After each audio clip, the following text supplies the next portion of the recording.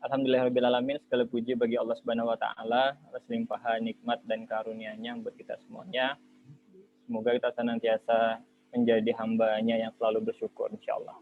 Salawat dan salam senantiasa kita sampaikan kepada baginda Nabi Muhammad Sallallahu Alaihi Wasallam, kepada keluarga, sahabat, tabi'in, dan semoga kita selalu mendapatkan syafaat beliau nanti di yaumil akhir. Baiklah teman-teman sekalian, di malam minggu ya, seperti biasanya kita akan mulai semacam bincang-bincang ya dari malam minggu Sultan. Nah, kalau kemarin itu kita sudah membahas terkait tentang modus-modus dari buaya darat. Jadi buaya darat itu bukan hanya untuk laki-laki gitu, kata Ustazah kemarin, tapi juga berlaku buat perempuan. Ada buaya darat laki-laki, ada juga buaya darat perempuan. Jadi dua-duanya kena gitu. Dan malam hari ini kita kedatangan tamu spesial juga. Nah, kalau kemarin pematerinya itu sendiri. Nah, kalau malam hari ini spesial. Kenapa spesial? Karena kita hadirkan 2 orang sekaligus. Nah, 2 orang ini sepasang suami istri. Nah, kayak gitu. Dan nanti untuk lebih kenalnya akan kita kulik-kulik lah ya, seperti apa kehidupan rumah tangganya, sudah berapa lama, dan bagaimana apakah banyak masalahnya atau banyak happy-nya atau apa nanti yang bisa kita kulik-kulik lah ya gitu ya dari pemateri nanti. Tapi sebelum itu, mari sama-sama kita buka pertemuan malam minggu Sultan ini dengan sama-sama melafazkan basmalah. Bismillahirrahmanirrahim. Oke, sebelum kita mulai nanti dimohonkan buat teman-teman untuk tidak menyalakan mikrofon ya, agar nanti pemateri tidak terganggu suaranya gitu. Dan bagi temannya yang belum muncul di sini, nah harapannya nanti teman-teman yang hadir di sini bisa menginfokan kembali bahwa acara malam minggu Sultan sudah dimulai kayak gitu ya. Oke, tanpa panjang lebar lagi, kita langsung saja ya menghadirkan sosok itu. Jadi, tema pada malam hari ini, bentar ya, saya lupa. Jadi tema pada malam hari ini yaitu sharing time. Pasangan suami dan istri, temanya itu susah senang perjalanan menuju pelaminan. Hashtag no modus dan no bucin. Nah, jadi itu ya kata kuncinya ya. Oke, assalamualaikum Bang Taufani dan Kak Taskia.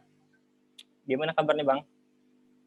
Waalaikumsalam warahmatullahi wabarakatuh. Alhamdulillah. Alhamdulillah sehat. Alhamdulillah sehat. Sehat. Karena malam ini hujan Bang, jadi malam minggunya di rumah aja Bang. Oh, enggak bisa nih. Malam minggu tuh spesial lah. Para jomblo bersuka cita nih Bang karena malam minggu hujan. Jadi yang jomblo harus banyak bersabar. Tapi karena hujan tuh banyak-banyak berdoa ya. Betul Bang, itu dia Bang. Berdoa supaya apa nih Bang? Ya supaya doanya dikabulkan lah. Oh iya. Nah, jadi sudah datang nih ya. Mungkin sebelum kita mulai, kita kenalan dulu nih Bang. Mungkin ada yang sudah kenal, tapi juga banyak mungkin yang belum kenal. Siapa sih sosok yang kita undang ini? Nah, boleh. Bang. Oh, langsung. Masing-masing ya? Masing-masing boleh. Nah, iyalah, takkan pula Sultan juga boleh Bang. Takkan pula Sultan yang memperkenalkan kan? Nah, kalau gitu bahaya Bang. Baik. Assalamualaikum warahmatullahi wabarakatuh. Selamat malam kawan-kawan sekalian. Terima kasih atas undangan teman-teman dari Sultan ya, yang sudah mengundang kami di acara diskusi sharing time. Katanya sih temanya sharing time di malam hari ini. Perkenalkan, kami adalah sepasang suami istri yang tentunya berbangga bisa berbagi sama teman-teman. Nama saya Muhammad Taufani ya, sarjana ekonomi. Saya asli orang Pontianak, alumni dari Fakultas Ekonomi Universitas Tanjung Pura. Kelahiran tahun 90, tepatnya di 6 September 90. Dan dulunya sih aktivis. Nah, sekarang juga masih gitu ya. Aktivis yang bisa kita sibukkan lah intinya. Jadi lebih menikmatilah dunia keaktivisan gitu ya. Dan ada beberapa aktivitas juga baik dari sisi sisi usaha begitu ya, walaupun belum seberapa tapi masih ada lah. Terus kemudian apa ada beberapa aktivitas lainnya. Nah, saat ini saya dan istri tinggal berdua ya di Jalan Karimun.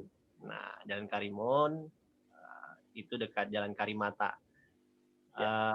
Hobinya sih ya membaca, olahraga dan semacam.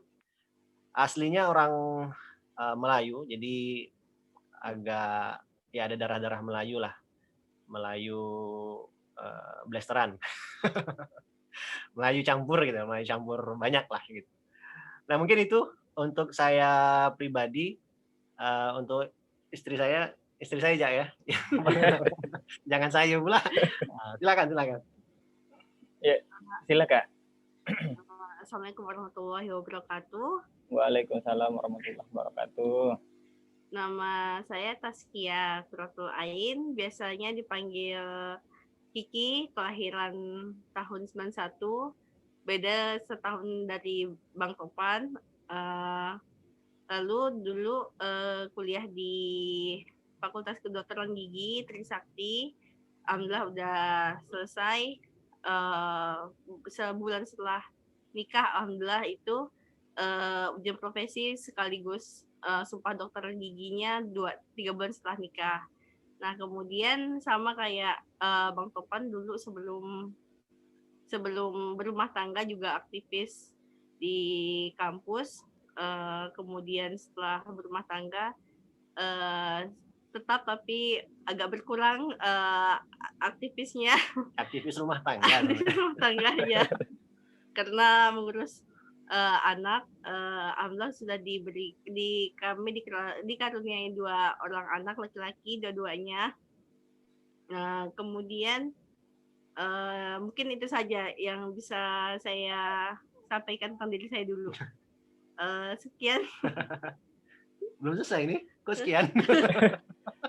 Masih panjang ini, Kak. Oh iya, perkenalannya sekian. Oke, makasih Kak.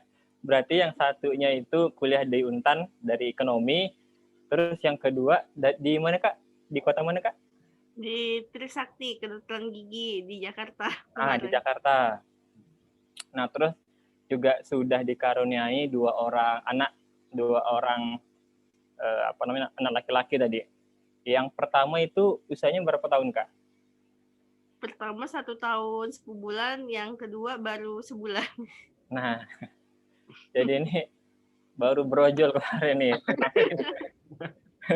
Alhamdulillah. Langsung kita undang hari ini. Jadi semoga Bang Topannya ngejar punya banyak anak nih. Karena kita mau buat tim sepak bola, Mam. Siap. Buat tim sepak bola. Jadi itu agak banyak.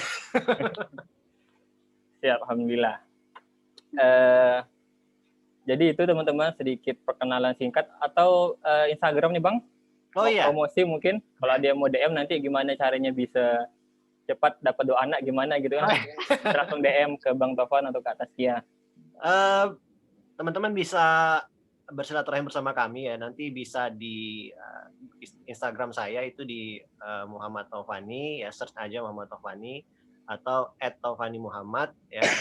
Di situ ada saya dan Facebooknya juga sama Muhammad Taufani. Kalau istri juga sama ya. Instagramnya di Taskia Ain. Taskia Ain. Taskia Ain. Taskia Ain. Nah, dan Facebooknya Taskia Qurratul Ain. Mantap. Bang, kalau enggak salah saya, Kak Kiki juga punya kembaran Bang ya? Iya. Nah, jadi hati-hati teman-teman ya. Kalau lihat ada Instagram yang wajahnya sama, tapi orangnya beda gitu ya. Nah, itu kembarannya tuh. Nah, jadi mesti hati-hati. Iya, udah nikah. Jadi mesti hati-hati nanti supaya enggak salah orang. Nah, teman-teman sekalian nanti setelah ini kita juga akan ada sesi tanya jawab. Nanti silakan teman-teman bisa langsung bertanya di kolom komentar atau nanti boleh melalui suara langsung kayak gitu. Oke Bang, tadi kan sudah perkenalan ini Bang. Ya. Nah, terus mungkin ke pertanyaan pertama nih Bang, untuk pasangan maut ini nih Bang. Pertama itu gimana Bang? Ceritanya itu bisa ketemu dan akhirnya bisa nikah Bang, bisa jawab kabul. Nah mungkin bisa diceritakan Bang. Boleh bebas dari Bang Topan atau langsung Kak Kiki. Saya dulu lah kali, atau istri dulu lah, ladies first kali. Jadi kalau suami ini mengalah dulu lah, nah, istrinya dulu, nanti baru saya. Ya gimana Sultan, boleh? Boleh. Boleh. Kak Kiki ya dulu ya. Nah jadi saya pertama kali ketemu sama Bang Topan udah lama sekali sebenarnya ya. Wah, udah lama rupanya. Soalnya Bang Topan nih senior saya waktu SMP dulu. Jadi beda setahun. SMP mana dulu Kak? SMP Negeri 3 Pontianak. Oh, sama berarti kita Kak. Kamu udah sama Bang Topan. Ya sama ya. Saya angkatan 2009 kalau nggak salah. 9, lulus 2009. Ya, lanjut. Dulu sih 2006. Nah, jadi itu. Jadi saya tahu Bang Topan. Sekedar tahu oh ini yang namanya Bang Topan. Nah, dulu nih suami juga lumayan populer waktu SMP dulu. Jadi kalau misalnya nggak kenal beliau kayaknya aneh lah. Jadi itu pasti kenal biasanya. Nah itu cuma sekedar tahu ya. Nah baru SMA beda SMA, saya SMA 7, dia SMA 1. Kemudian kuliah juga nggak pernah tahu lah istilahnya, udah nggak ada kabar lagi segala macam. Nah tahun 2016 itu tiba-tiba ada teman baik saya di SMA tuh yang saya sering ajak ngumpul kalau misalnya balik ke Pontianak. Kan biasa lah ya kalau misalnya anak rantau balik tuh kita ngumpul-ngumpul sama kawan-kawan dekat. Itu kan dekat saya tuh ternyata adik sepupunya Bang Topan. Jadi dia ada nawarkan ke saya sebenarnya. Nanya ke saya, Kiki, Kim, kamu mau nikah enggak? Mau sama sepupu aku. Nah, itu saya enggak tahu tuh dia tuh sepupunya Bang Topan. Jadi emang siapa sepupunya? Saya nanya, jadi ternyata ini ada abangnya sama abangnya Bang Topan sama Bang Topan lah. Jadi ditawarin itu. Lalu habis itu saya cuma ketawa doang, cuma kayak gitu. Habis itu nggak ada kelanjutan, sekedar kayak gitu aja. Lalu pas tahun depannya lagi tahun 2017, pas saya sebelum Idul Fitri ya Bang. Sebelum Idul Fitri pas lagi buka puasa bareng sama dia nawarin lagi. Mau enggak sama sepupu saya, sepupu aku Diki, Bang Topan. Kan saya tahu dulu orangnya kayak gimana ya waktu SMP. Lalu dia langsung bilang, sekarang udah soleh kok Ki. Nah dia ngomong kayak gitu. Saya tahu paham maksudnya. Dulu gitulah Bang Topan ya. Dulu berandal Kak ya? Kayak gitulah. Nggak benar-benar aman. Dia bukan berandal, ekstremis. Radikalis. Nah jadi itu saya cuma bilang saya cuma ketawa aja kan, ditawarin kayak gitu. Udah nggak ada kelanjutan lagi. Pas saya balik ke Jakarta, nah itu baru ada abang sepupu saya tiba-tiba nanya. Abang sepupu saya itu juga aktivis dakwah kampus di Untan dulunya. Nanya saya udah siap nikah atau belum, gitulah kan. Lalu saya disuruh bikin CV segala macam sama abang sepupu tuh. Lalu dia bilang ntar dicarikan lah segala macam. Nah lalu itu saya ingat bulan akhir Juli. Lalu pas awal Agustus ya Bang. Awal Agustus tiba-tiba abang sepupu tuh WA ke saya. Langsung WA-nya tuh langsung fotonya dia. saya tuh langsung ketawa kan. Lah kok ini Bang Topan yang 2 kali ditawarin sepupunya ini. Padahal enggak ada apa-apa kan. langsung ya istirahat segala macam. Lalu saya bilang ke abang sepupu, ini nih kayak gini lah abang, kalau misalnya teman baik saya tuh yang sepupunya dia tuh juga udah 2 kali nawarkan, cuma saya juga nggak apa ya, nggak ngerespon, sekedar candaan kali kan. Dah habis itu berlanjut di situ, oh kayaknya nggak tahu ini mungkin ada habis istiharah itu mungkin dicoba dan kita lihat CV-nya juga apa ya, bisa dipertimbangkan lah istilahnya ya untuk dijadikan suami. Ini gawat dipertimbangkan. Kayak proposal apa gitu kan. Dipertimbangkan dulu.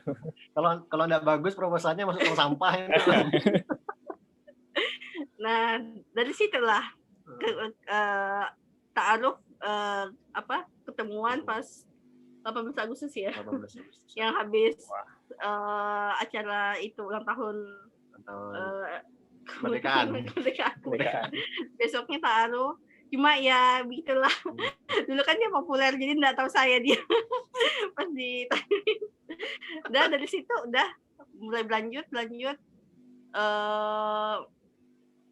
Habis itu seminggu kemudian ya. Seminggu kemudian hitbah tanggal 26 Agustusnya. 26 Agustusnya.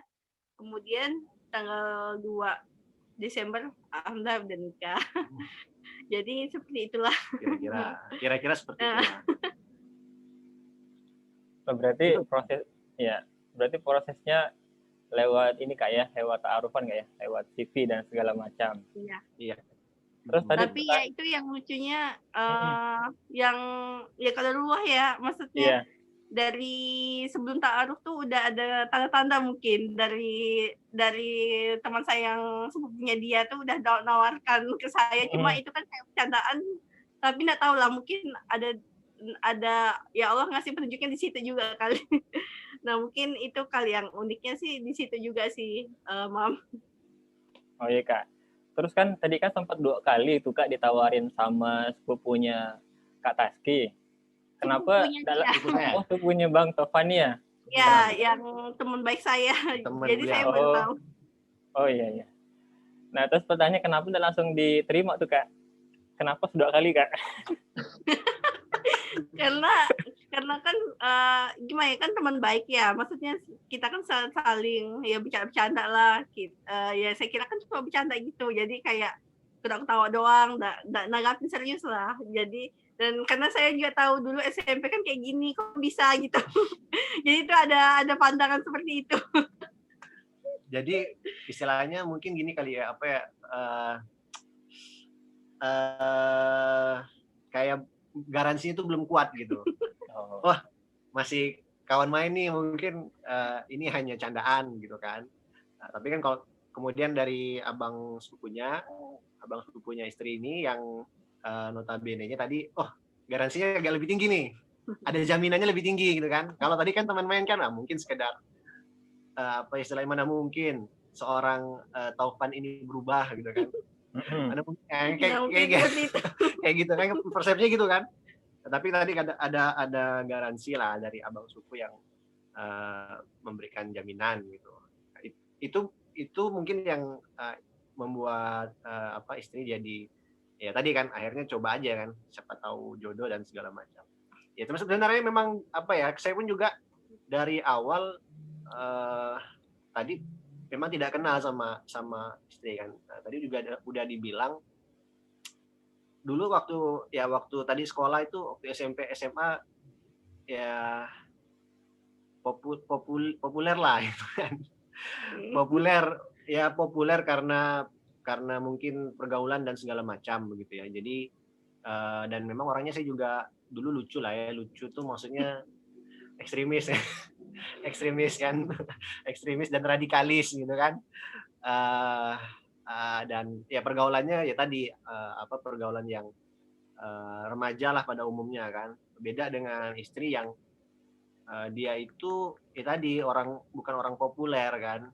Jadi kalau istilahnya, kalau dulu saya itu kalau nggak dikenal tuh rasanya nggak mungkin gitu. Rasanya gitu kan. di level SMP, Jumawa. SMA gitu. Ya itu memang lah gitu, karena saya memegang kaidah orang harus kenal saya gitu. Orang harus kenal saya gitu. Berarti cocok jadi caleg nih Bang, jadi Alan cocok nih Bang. Itu nanti lah. Tapi apa istilahnya SMP SMA tuh gitu, karena memang apa ya, kalau anak-anak yang cupu-cupu begitu itu saya tidak terlalu gubris ya. Memang beda ini sih, beda pertemanan. Jadi jalur pertemanannya, terus kemudian lingkaran pertemanan itu juga ternyata mempengaruhi kan. Sampai akhirnya ya memang tidak kenal sama sekali dengan istri, sampai akhirnya pada 2017. Nah, ini sebenarnya menarik juga ya. Jadi saya itu ketika ditawarkan itu, bayangkan ya teman-teman, saya itu ditawarkan oleh guru saya ya. Bentar. Saya ditawarkan oleh guru saya foto ta'arufnya gitu. Bentar. Tadi saya udah download ya. Apa nih Bang? Mau ditampilin? Nah. Oh, sila Bang. Nah, saya sudah tampilkan. Jadi saya pertama kali di-sharing oleh guru saya itu gambar ini. Mau enggak dengan perempuan ini? Gimana tuh Bang ceritanya Bang? Kok bisa akhirnya kena itu Bang? Saya bingung. Jadi saya bingung. Yang mana maksudnya ini kan? Masa saya harus milih lautan dan pulau-pulau kan? Saya cuma lihat dari belakang. Aduh, saya dikirimkan. Beli kucing dalam karung nih Bang. Bukan kucing lah, kucing agak ini ya. Intinya saya itu ditawarkan dari belakang. Jadi fotonya tuh bukan wajah ya. Kalau saya kan dikirim foto wajah tadi kata istri kan. Kalau istri ini dikirimkan foto dari kayak gini. Saya bingung nih. Ini mana orangnya kan? Tapi apa ya? Karena mungkin percaya aja sih ya dengan guru saya. Jadi ya udahlah saya bilang, karena beliau juga mungkin ingin menjaga saya begitu kan, karena usia dan kemudian di masa yang juga mungkin mengkhawatirkan gitu. Jadi udahlah dikirimkan. Alhasil dari foto itu yang awalnya saya belum siap, tapi saya istiqoroh dan segala macam, dan akhirnya dapat izin. Ya udah saya terima aja lah. Mudah-mudahan ada wajahnya sih. Enggak, itu enggak ada wajahnya kan. Mudah-mudahan ada wajah. Alhamdulillah setelah dari situ kemudian baru dikirimkan foto-foto selanjutnya. Foto full. Padahal ya Mam, kakak nih kemarin kirimkan foto ta'aruf tuh yang ada wajahnya. Tapi yang dikirim malah yang itu. Yang ada wajahnya. Jadi memang. Tapi kalau itu jadi ini sih, jadi kayak apa ya, kita percaya aja dengan yakin aja sih sebenarnya bahwa udah diatur kan. Mungkin kalau saya mengharap yang terlalu tinggi, takutnya ada hal-hal yang tidak cocok begitu kan ya. Tapi itu sudah mungkin ya udahlah, kita yakin aja lah. Guru ngaji mungkin kesannya ngerjain, tapi udahlah ya, guru saya bilang ini mau nggak, ya udah saya terima aja, coba aja. Alhamdulillah berlanjut, dan akhirnya tadi 18 kita taruh, 23 kita hitbah, 26 kita hitbah. Nah, sampai di tanggal 2 Desember kita nikah gitu. Jadi no modus, no bucin ini Bang ya? Nggak ada. Saya kan tadi karena kita tidak kenal dan apa segala macam. Mungkin kalau ada fotonya bahaya juga kali ya. Bisa disimpan jadi susah tidur kali. Waduh. Untungnya nggak ada fotonya Bang ya dari belakang. Untungnya itu. Nah, jadi itu ya teman-teman, jadi cerita unik sebelum menikah antara Bang Tofani dan juga Kak Taskia tadi itu. Ternyata yang dikirim itu foto dari belakang gitu. Dan alhamdulillahnya ternyata Bang Tofani yakin lah gitu untuk menerima foto dari belakangnya itu kayak gitu.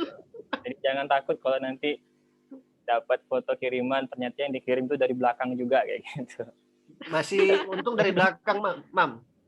Gimana Bang? Yang difoto takutnya sepatunya atau motornya kan, atas kakinya. Atas kakinya. Jadi ini bener nggak nih? Ini bener nggak nih? Apa ngambil di Google atau dari mana nih? Itu. Nah, jadi itu masing-masing masing-masing pasangan. Kalau pertama kemarin kita kan ada dengan ini ya, dengan Baskara dan juga dengan Asti kemarin sharing time. Mereka juga punya kisah uniknya tuh, dan sekarang kisah uniknya beda-beda lagi. Nah, jadi itulah takdir dari Yang Maha Kuasa, kayak gitulah kurang lebih. Nah, selanjutnya nih Bang, tadi kan setelah sebelum proses ijab kabul, dan akhirnya hari ini dikaruniai 2 orang anak laki-laki juga, alhamdulillah kayak gitu.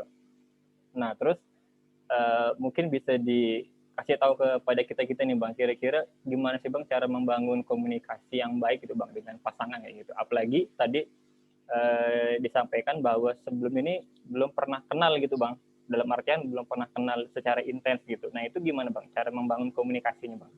Baik dari Bang Topan dan juga Kak Taskianya gitu.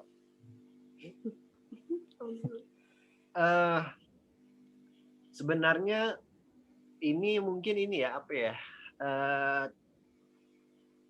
tergantung dari cara pendekatan yang mungkin kita ingin gunakan begitu ya. Kalau saya secara pribadi memang ya orangnya kalau memang selain ada sisi lebihnya, ada komunikatif gitu kan, maksudnya suka buka omongan. Dan memang waktu pertama kali topik-topiknya tuh juga ya topik yang kaku lah begitu kan, kita pilih-pilih topiknya kan.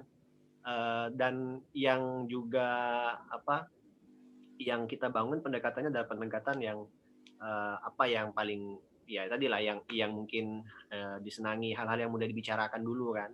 Kita tidak bicara yang terlalu tinggi, kita bicarakan tentang aktivitas sebelumnya, cerita-cerita dari masing-masing begitu kan, selama menempa di kampus dan segala macam. Dan karena tadi ada sejarah bahwa kita pernah satu sekolah tapi tidak mengenal, itu jadi bahan cerita kita sih sebenarnya. Jadi bagaimana menjadikan itu bahan-bahan tadi lucu-lucuan gitu kan, bahwa memang seperti kisah-kisah di drama-drama itu kan yang populer, dapat jodohnya dengan orang yang tidak populer gitu. Cerita-cerita gitu kan. Iya Bang, milih ya Bang. Ya memang soal populer nggak populer itu sebenarnya soal ruang ini aja sih ya, ruang pergaulan. Pergaulan ya, ruang pergaulan pertemanan. Jadi mungkin dia populer di kalangan teman-temannya, dan saya juga populer di kalangan kawan-kawan saya. Nah, dari situlah kemudian kita tuh suka komunikasi hal-hal yang sifatnya cerita-cerita lalu gitu kan, yang ringan-ringan dan segala macam. Dan itu jadi kayak jadi cerita aja sih, baru kemudian berkembang dengan aktivitasnya di aktivitas di kampus, terus kemudian memperluas nih teman-temannya dan segala macam ya, dan sampai sekarang komunikasi ya biasa begitu kan, aktivitas kita. Tapi yang jelas sih kalau saya sukanya bercanda suka ngacau lah ya. Ngacau ya begitu kan, karena kalau serius tuh kayaknya buat saya itu jadi pusing juga ya. Jadi saya tuh suka banyak bercanda gitu kan, suka bergurau. Nah, itu memang salah satu kunci sih sebenarnya bagi laki-laki ya. Laki-laki itu juga harus pandai bercanda lah ya, jokes ringan gitu kan. Walaupun kadang-kadang kita juga ada hal-hal yang sifatnya serius gitu kan. Ya itu sesuai dengan situasi dan kondisi lah. Tapi itu memang penting sih untuk mencairkan suasana ya. Keseriusan di saat kita perlu memberikan gambaran umum atau gambaran tentang suatu hal yang ingin disampaikan, terus kemudian biar lebih cair ya jokes ringan tadi. Itu sih. Kalau versi Kak Vicky-nya gimana Kak? Cara membangun komunikasinya Kak? Kalau Bang Topan tadi kan mungkin ya tadi tuh, kalau dari segi perempuannya gimana Kak? Dari versi Kak Taski sendiri.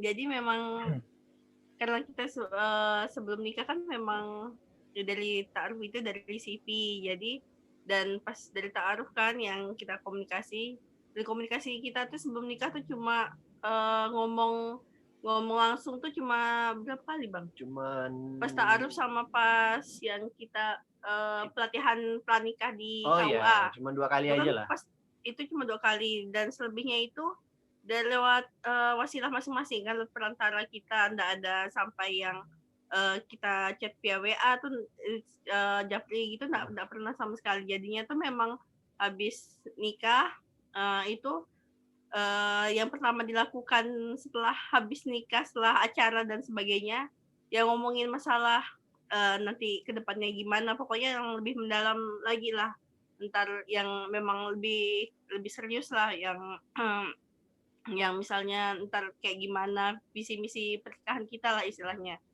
Nah lalu habis itu komunikasi ya dari istri ke suami nih, memang gimana ya, kalau misalnya kita sebagai seorang istri itu juga harus tahu kalau misalnya suami itu memang kadang-kadang pria tuh lebih cenderung kalau misalnya ada masalah tuh tertutup gitu. Diam. Nah itu kadang-kadang yang awal-awal tuh saya masih penyesuaian, jadi kayak kok tiba-tiba diam dan sebagainya, ya itu ternyata ada masalah. Nah ini misalnya Bang Topan ya kayak ya kebanyakan lah, misalnya ada masalah ya dipendam, nggak cerita ke istri. Memang mungkin ya kok pria tuh inginnya menyelesaikan masalahnya sendiri, takutnya mungkin istri mungkin kakak jadi khawatir dan sebagainya. Ya itu kadang-kadang awal-awal mungkin ada miskom di sini, ada miskomunikasi memang ada, karena ya awal-awal kita masih penyesuaian kalau misalnya Bang Topan lagi diam dan sebagainya, biasanya ternyata ada masalah kerjaan atau masalah tugas dakwahnya yang ternyata agak susah buat mumet otaknya dan sebagainya.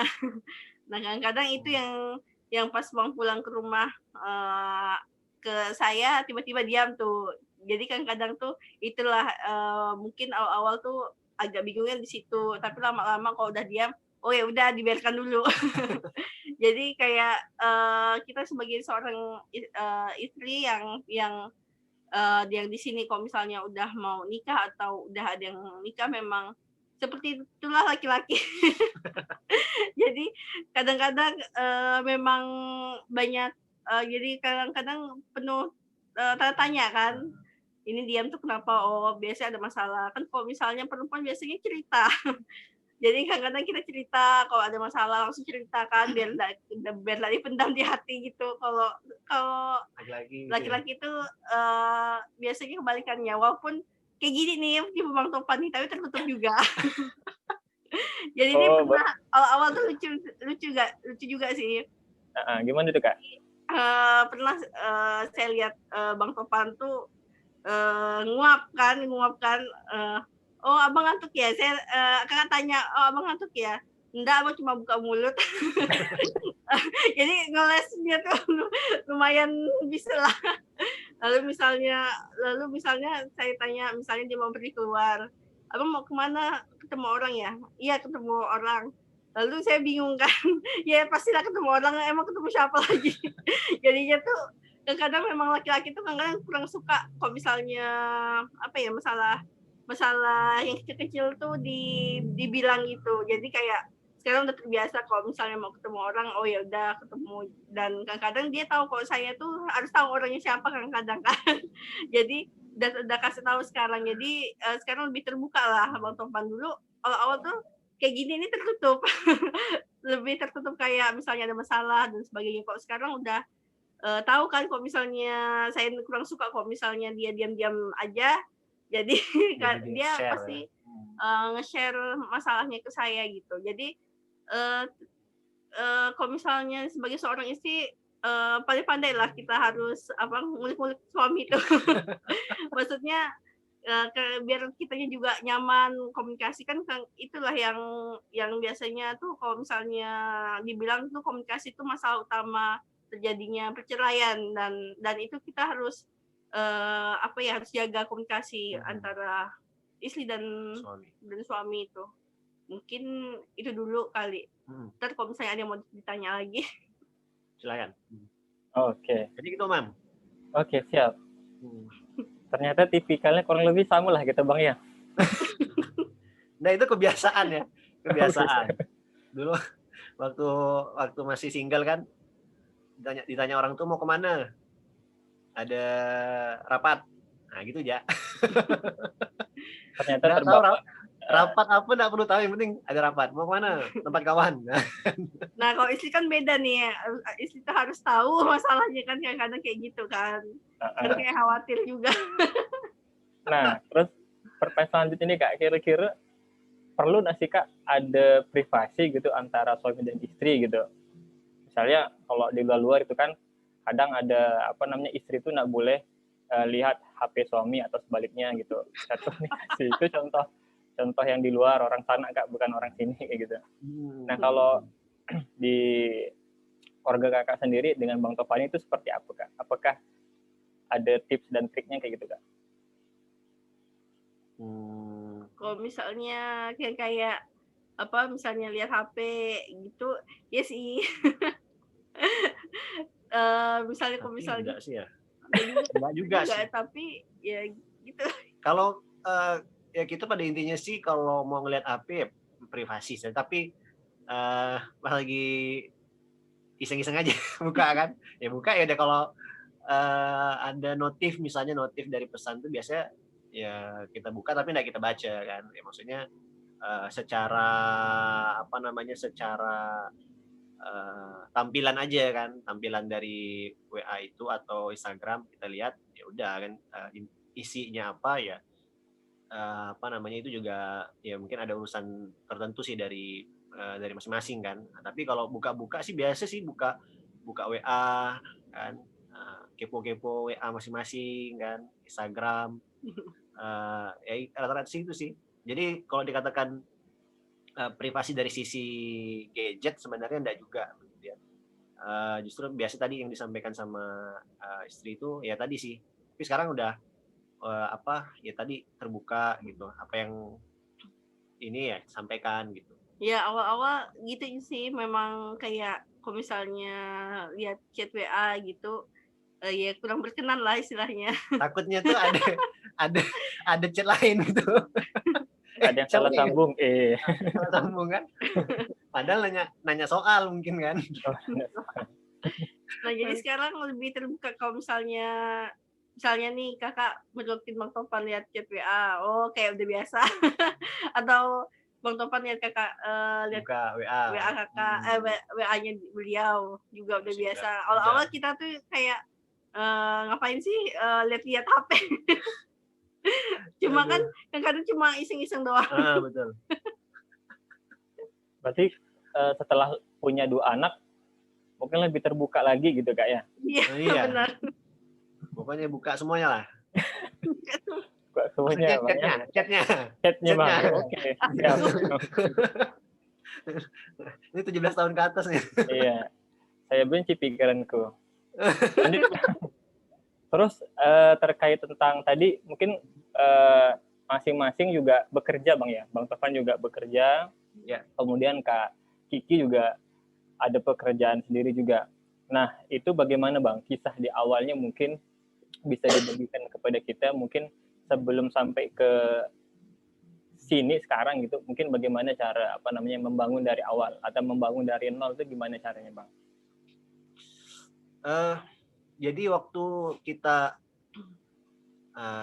mau nikah itu kan sebenarnya saya juga waktu itu kan masih di organisasi pemuda kan yang besar kan, kami kan waktu itu, yang notabene-nya ya kalau bekerjanya masih bekerja di kami waktu itu kan. Nah lalu kalau ada kerjaan lainnya itu di Mujahidin FM. Nah ya kerjaan sih kalau bilang pekerjaan, ada pekerjaan ya ada pekerjaan gitu kan. Tetap bekerja dan tetap berpenghasilan walaupun secara digit, secara nominal mungkin tidak sebesar lah begitu kan. Nah tapi pada saat hendak menikah memang itu waktu itu sempat ada pekerjaan lah ya, pekerjaan yang alhamdulillah itu cukup besar gitu, dan saya langsung teringat gitu dengan beberapa abang-abang atau senior-senior yang mengatakan bahwa memang pada saat kita hendak menikah itu rezekinya itu terbuka, dan memang betul terbuka begitu, terbuka. Yang tadinya saya itu kere lah secara finansial ada tapi tidak besar gitu, tapi alhamdulillah waktu itu dikasih pekerjaan dan cukup lah ya untuk menjadi apa ya, menjadi ya istilahnya untuk membiayai kita pada saat menikah dan pasca menikah. Nah, karena waktu itu saya juga mikir kan, ini jujur secara pribadi saya mikir, wah istri ini dokter kan, dokter nih biaya besar. Iya betul Bang. Saya mau kasih makan apa begitu kan.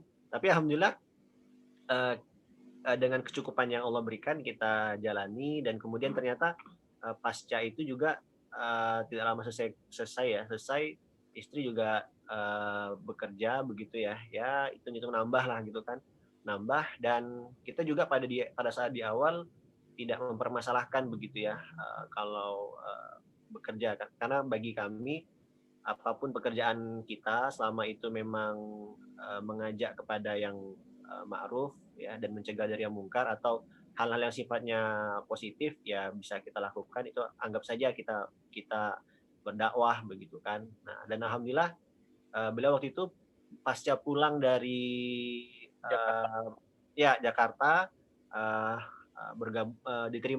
diterima di beberapa tempat praktek ya. Saya juga masih aktif di Mujahidin pada waktu itu, dan ya alhamdulillah sekarang pokoknya setiap peristiwa yang akan terjadi ya, misalnya waktu itu kayak mau nikah, punya anak, apalagi punya anak kedua, alhamdulillah tuh ada aja rezekinya.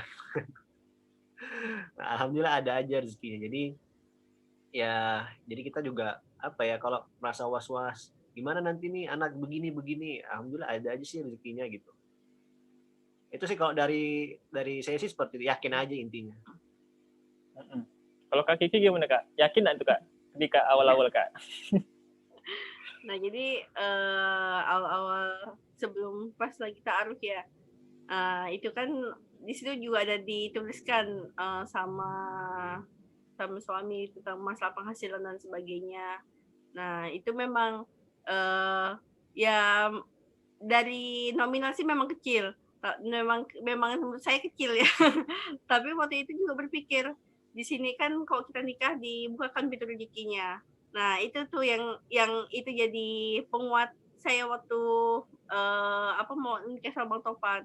Nah memang pas setelah nikah tuh Bang Topan nih kalau misalnya dibilang penghasilan tetap per bulannya itu ya seperti itu, cuma pas dia tuh banyak, entah kenapa ada rezeki tambahannya tuh yang banyak, yang menurut saya bilang penghasilan apa ya Bang, penghasilan lebih besar penghasilan di luar dibandingkan pekerjaan tetapnya. Jadi tuh banyak, entah kenapa ada aja tuh yang tiba-tiba dapat duit dari mana, dapat duit dari mana, itu kan dia juga ada tambahan-tambahan dan sebagainya. Ya can tupi lah benar. Itu tuh lumayan banyak dibandingkan pekerjaan tetapnya malah. Pekerjaan tetapnya malah penghasilan lebih jauh dibandingkan itu ya Bang, penghasilan daripada can tupinya lah. Jadinya tuh memang lumayan banyak. Jadi di sini saya juga benar ternyata ya kalau misalnya habis nikah banyak dibukakan pintu rezekinya, dan pas mau punya anak juga gitu, pas mau punya anak kedua juga seperti itu. Dan rezeki kan tidak hanya dari situ, jadi kayak misalnya kita dari tempat tinggal aja, misalnya kayak kami masih di apa namanya, masih tinggal di rumah kakak sama Tuhan ini, masih tinggal di rumah orang tua kakak. Jadi itu masih ya kita masih masih ada bantuan lah, itu kan juga rezeki sebenarnya tuh. Makanya kadang ada orang yang nikah yang harus punya rumah sendiri. Memang sebenarnya seharusnya seperti itu. Cuma kan kita juga ngeliat situasi dan kondisi. Misalnya kayak kami ternyata memang lebih bagus. Memang kita memang inginnya tuh pengen punya rumah sendiri. Entah rumahnya sudah ada sebenarnya. Cuman belum bisa ditempati. Masih dalam tahap rehab. Jadi ya rezekinya dari kita tinggal di rumah ini, jadi kita pun mengeluarkan pengeluaran per bulannya jadinya lebih hemat dibandingkan kita punya rumah sendiri ya, Iya. Bang. Jadi seperti itu juga sebenarnya rezeki, misalnya juga ada yang seperti itulah, nggak harus dari kita Sehat juga rezeki, sehat alhamdulillah juga anak-anak rezeki, sehat. lumayan alhamdulillah. Karena kan Jadi kalau sakit kan keluar biaya juga. jadi kan kadang itulah yang kayaknya yang kita lihat dari sisi positifnya ya, yang alhamdulillah kalau misalnya habis nikah tuh rezekinya tuh ada aja ya, rezeki dari materi ada alhamdulillah, lalu misalnya rezeki dikasih tempat tinggal yang layak lah, alhamdulillah dan sebagainya. Dan mungkin seperti itu juga sih. Oke, berarti alhamdulillah. Berarti rezekinya itu ketika sebelum menikah, apalagi setelah menikah ternyata makin dibuka lebar gitu kayak Iya. apalagi sudah punya 2 anak kayak gitu. Jadi nah masih nyambung juga nih Kak terkait tentang masing-masing kan juga bekerja ini. Nah, terus ketika di dalam rumah tangga apalagi sudah punya anak ini Kak dan juga masih kecil Kak ya. Ya. Yang pertama 1 bulan, terus yang kedua 1 tahun 10 bulan. Nah, itu bagi perannya seperti apa Abang dan Kakak?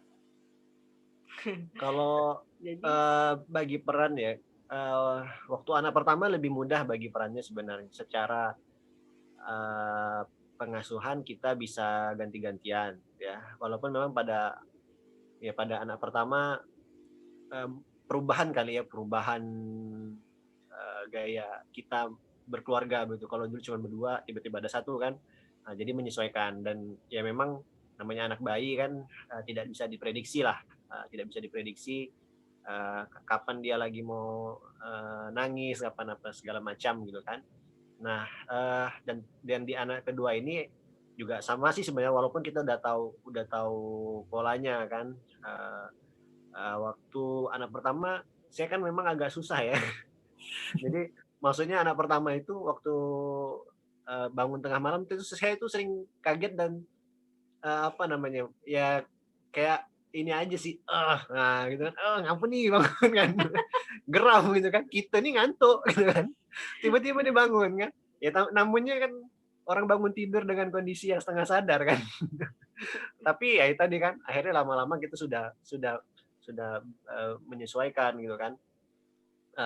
Dan bagi tugasnya sederhana sih, karena kita juga anak pertama itu kita bagi tugasnya, kalau saya keluar misalnya ya berarti kan istri yang jaga, atau kalau istri yang keluar karena praktek, saya yang jaga lah, bersama juga ada apa namanya pengasuh yang menjaga juga ya, walaupun menjaganya lebih kepada ngasih makan aja sih ya. Nah, kalau yang sekarang kita bagi-bagi lagi kan, jadi anak pertama sekarang udah mulai besar, jadi anak pertama itu dia punya kebiasaannya dia harus jalan dulu, jalannya nggak tentu ya, pagi, siang, sore, malam. Kapan dia mau di jalan, ya kita harus bawa jalan. Jadi seperti itu. Nah, ada anak kedua ini ternyata memang secara ininya juga cukup heboh begitu, karena anak pertama ini kan sebenarnya masih masuk dalam kategori bayi yang harus dapat ASI gitu kan. Nah, jadi istri sebenarnya lebih berat kerjanya. Jadi beliau ini harus ganti-gantian ya memberikan ASI kepada 2 orang anaknya ya. Jadi yang 1 tahun 10 bulan sama yang 1 bulan. Nah, ya di situ juga ada ya sedikit lah kerumitan gitu kan. Kadang-kadang satu yang rewel, satu yang nyusu, satu yang rewel. Nah, begitulah. Dua-duanya rewel. Dua-duanya rewel, gimana tuh Bang? Satu kita bujuk bawa jalan, nah dia baru diam. Tapi kira-kira gitu sih, karena sekarang istri lagi off sih ya di praktek, karena beliau ingin fokus dulu memberikan ASI eksklusif lah selama 3 bulan. Jadi mungkin sampai Desember nih beliau tidak bekerja, ya off dulu. Ya gitu sih. Kita juga saya juga sebenarnya lebih banyak juga di rumah. Kan ngurus anak ini. Ternyata memang pekerjaan ngurus anak itu berat juga. Kalau dibanding orang bilang kerja kantoran itu untuk ya memang betul, tapi ketika kita membersamai anak dan istri yang sekarang sedang tumbuh berkembang, oh berat juga ya. Wajar sih pekerjaan seorang istri itu, ya kalau istri yang soleh itu surga, ya memang berat juga. Berat juga ternyata ngurus anak. Nah kira-kira gitu sih dari saya. Oke Kak, menarik nih Kak. Ketika melahirkan anak pertama, kemudian anak kedua, pernah mengalami baby blues nggak Kak? Oh, itu pernah. Nah, itu gimana Kak? Mungkin bagi perempuan bisa di-share Kak.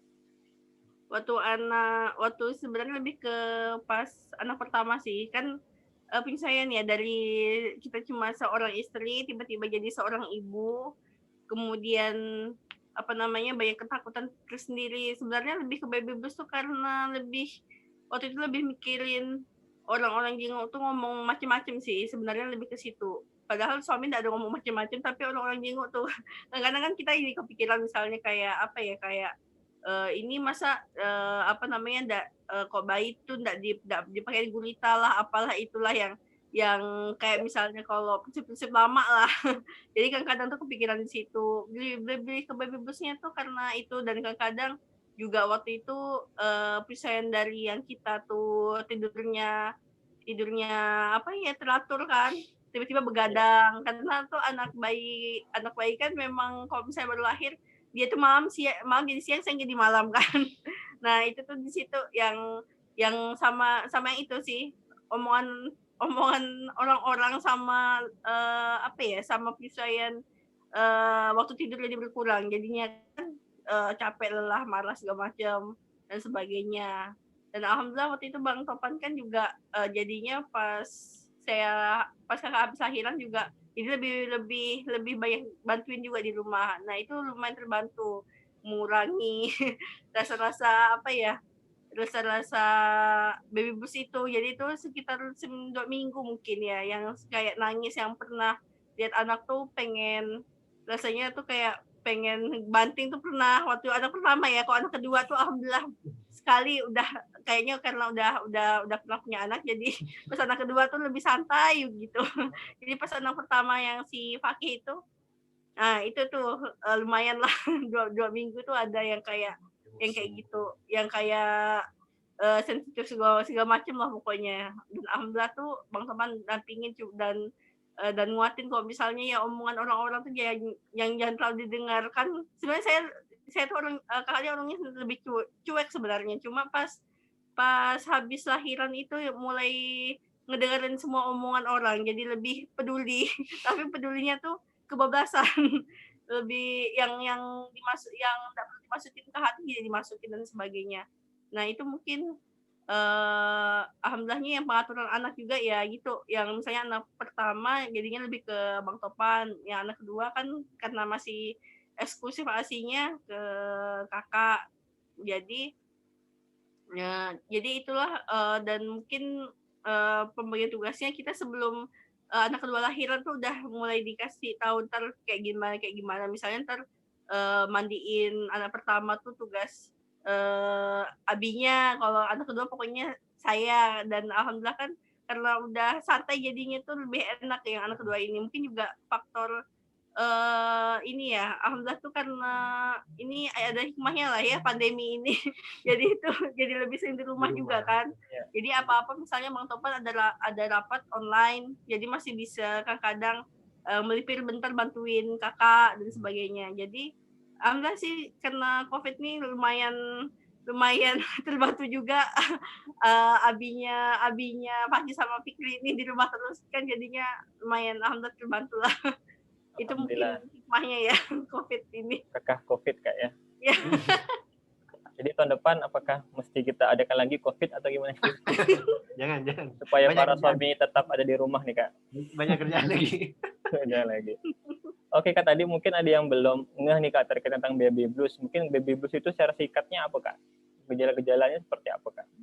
Gejalanya ya misalnya kayak kita tuh cemas, depresi, cemas, lalu habis itu merasa bersalah terus dan sebagainya, dan kayak kita tuh lihat anak tuh kayak pengen nangis terus. Nah, itu mungkin biasanya yang ibu-ibu baru melahirkan, apalagi kalau misalnya baru pertama kali punya anak, dari anak pertama, dari yang baru belum punya anak sama sekali ke anak pertama tuh biasanya sering sebagian besar tuh pasti biasanya mengalami itu. Karena ya itu penyesuaian dari itu ya, kita penyesuaian pola hidupnya jadi berubah sama sekali. Dan itulah apa namanya, kalau misalnya baby blues itu memang mesti didampingi, karena kalau lama-lama akan terjadi apa, kalau misalnya kalau misalnya baby blues tidak di apa, tidak diselesaikan, dapat jadi depresi, postpartum depression dalam jangka waktu lama. Itu alhamdulillah tuh karena mungkin ada suami yang menguatkan, nggak tahu lah kalau misalnya udah dikuatin mungkin bisa jadi depresi ya.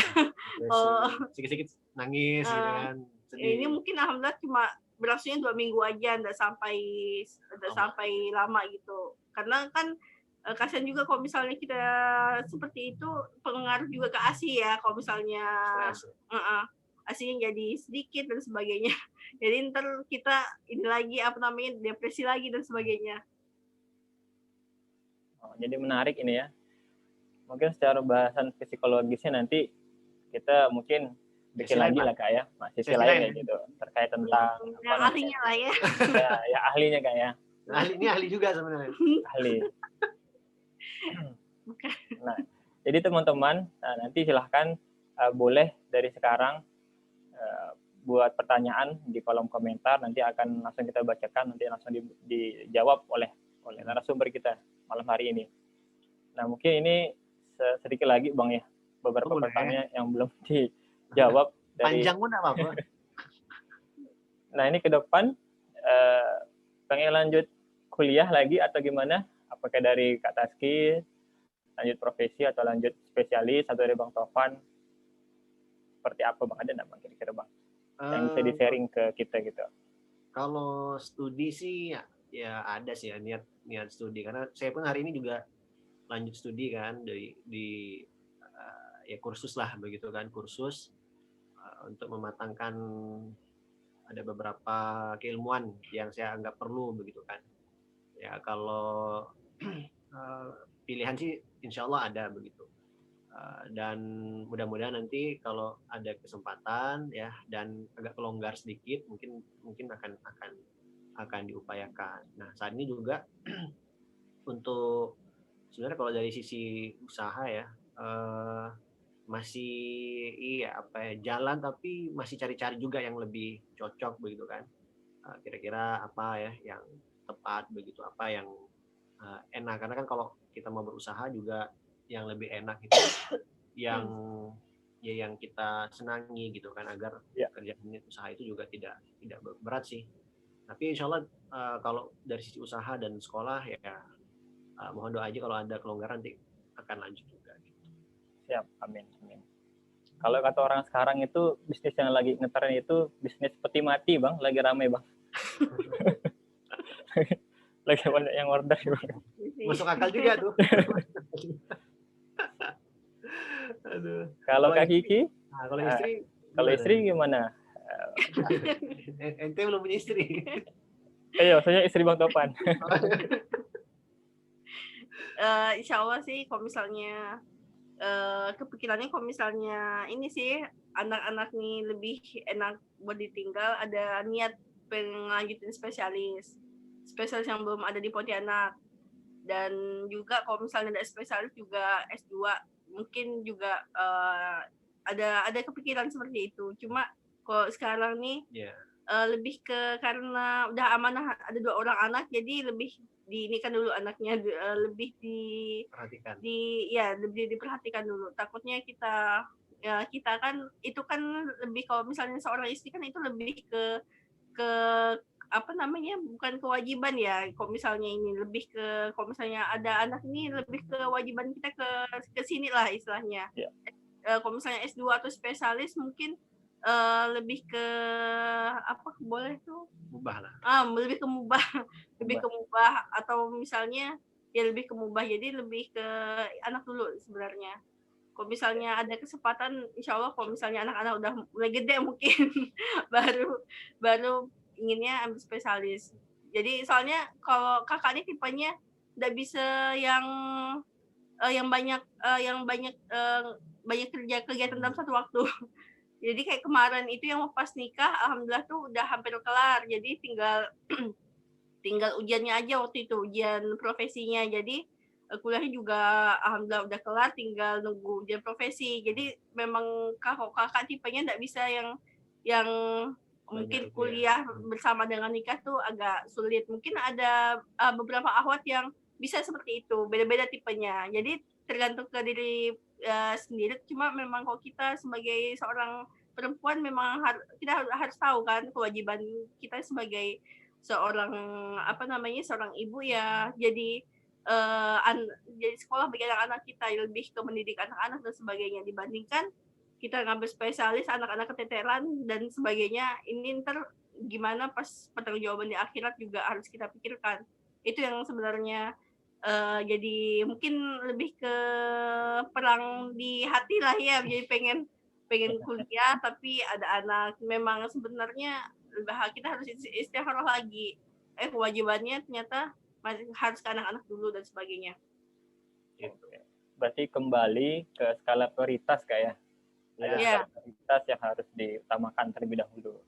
Nah itu terakhir dari saya nih Kak, sebagai sultan muda di sini. Nah kalau di kolom chat ini Bang Topa dan Kak Taski ternyata sudah banyak nih para sultan juga yang sudah nanya nih, yang udah tidak sabar buat dijawab pertanyaannya. Oke ya Bang ya. Pertama ini dari Sultan kalau perempuan apa Bang ya? Kalau laki-laki kan Sultan, kalau perempuan apa ya? Permaisuri. Dayang Sumbi ya. Dayang Sumbi. Permaisuri ya. Jangan sebut-sebut. Ceplosan Bang.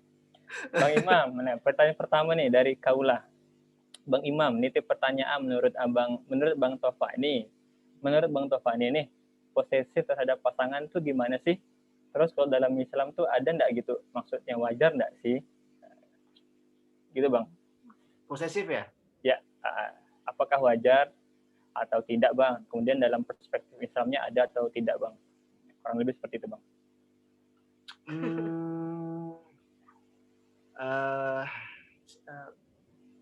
Kalau dikatakan ada sih sebenarnya ya manusiawi aja lah ya, terhadap sesuatu itu kadang-kadang kita kayak posesif gitu kan, kayak curiga-curiga begitu, kayak khawatir gitu kan. Cuman memang harus ada kadarnya aja sih, kadarnya sejauh mana begitu kan. Karena dulu, nah ini posesifnya itu kalau dalam ini kisah Nabi lah ya, tapi beda ininya ya, posesifnya para istri Nabi terhadap ada yang bilang ke Khadijah gitu posesifnya, ada yang posesifnya ke Aisyah juga begitu kan. Jadi ya itu hal-hal yang sifatnya manusiawi. Cuman kalau dari sisi cerita zaman Rasul itu, para nabi, Rasul itu sendiri, ya itu akhirnya kan juga dibatasi, nggak boleh curiga dan segala macam begitu kan. Nah,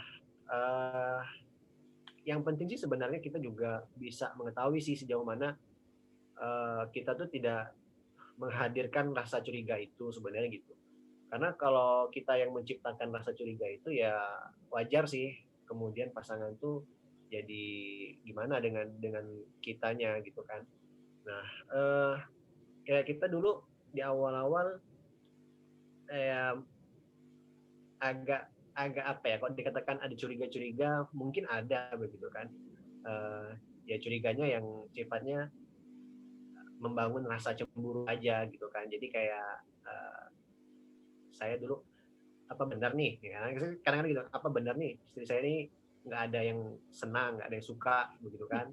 Kadang-kadang ada mikir kayak gitu kan. Sama juga istri, apa benar nih Bang Topan nih nggak banyak yang suka juga begitu kan. Hal-hal itu kan karena tadi kan hal-hal yang mungkin saja muncul karena kan kita tahu juga ruang-ruang itu tuh bisa jadi ada begitu kan, dan itu dipertanyakan. Nah cuman ya kita selesaikan lah kan, kita jawab, kita komunikasikan. Tadi intinya sih komunikasi sih agar tidak terjadi atau munculnya ruang posesif tadi, khawatir dan seterusnya, yang justru kalau tidak diselesaikan dia ibarat api dalam sekam gitu ya. Ada membara begitu kan, membara kalau nggak diselesaikan, tidak diurus ya, itu bisa membuat api yang lebih besar sih gitu. Lebih besar lagi. Nah gitu. Iya. Oke, jadi itu ya teman-teman. Nah, terus pertanyaan kedua ini Bang. Gimana cara nanggepin, berarti ini untuk ke Kak Taskia nih berarti nih. Gini Kak, pertanyaannya gimana cara menanggapi laki-laki yang cuek dan sifatnya susah buat ditebak. Maklum Kak, biasanya kan cewek ini suka curigaan sama pasangannya. Oh jadi ya memang gitulah laki-laki. Memang waktu awal-awal nikah memang seperti itu. Jadi kayak susah ditebak, dia misalnya diam, ternyata tuh nggak tahu kita lagi apa, jadi harus ditanya, tapi kita tuh kalau misalnya sebagai perempuan tuh kalau nanya langsung kenapa sih diam, pasti jawabannya enggak apa-apa, pasti kayak gitu kan. Jadi tuh lebih ke pas habis selesai masa-masa dia diamnya. Jadi kalau misalnya udah ngomong lagi, udah ceria lagi, baru ditanya kenapa diam. Tapi memang laki-laki tuh biasanya susah ditebak tuh karena dia tuh ada pemikirannya sendiri. Jadi mungkin lebih ke sifatnya nih, misalnya laki-laki tuh introvert. Jadi tuh kan kadang kalau misalnya laki-laki yang Bang Topan tuh kalau Kak bilang lebih ke introvert ya, walaupun kayak gini orangnya, tapi lebih ke introvert. Jadi itu ya seperti itu. Kalau misalnya laki-laki itu susah ditebak biasanya karena sifat dasarnya tuh memang kayak seperti itu, dan kita tuh juga harus bisa ngulik-nguliknya tuh harus lihat sikon. Nggak bisa pas dianya lagi diam kita tanya kayak gitu, nggak mempan. Biasanya harus nanti pas selesai lagi bagus. Yang pertama kali itu yang kayaknya lebih enak tuh kalau misalnya kita mau tahu suami, atau mau tanya suami lalu suami langsung bilang kayak gimana, itu harus menyenangkan hati suami dulu, entah apa caranya. Tapi ini bukan ke situ terus ya, jurusannya misalnya masakin ke apa ke. Jadi pas dia senang biasanya dia tuh langsung cerita, nggak kita tanya tuh dia langsung cerita. Kalau lagi pikirannya lagi nggak menentu, ada masalah dan sebagainya, biasanya memang laki-laki itu dipendam. Jadi kayak gitu sih. Memang kalau misalnya kita kan menyatukan dua pikiran itu memang susah ya. Jadi ya, memang harus seperti itu, harus banyak triknya. Jadi menyenangkan hati dulu, baru biasanya kita bisa mendapatkan yang kita inginkan. Menyenangkan hati suami dulu. Ada jurusnya Mam, ada jurusnya tuh. Agak bela-bela sedikit lah jurusnya. Tapi ya banyak caranya, banyak lah caranya. Iya. Iya, betul Kak. Iya.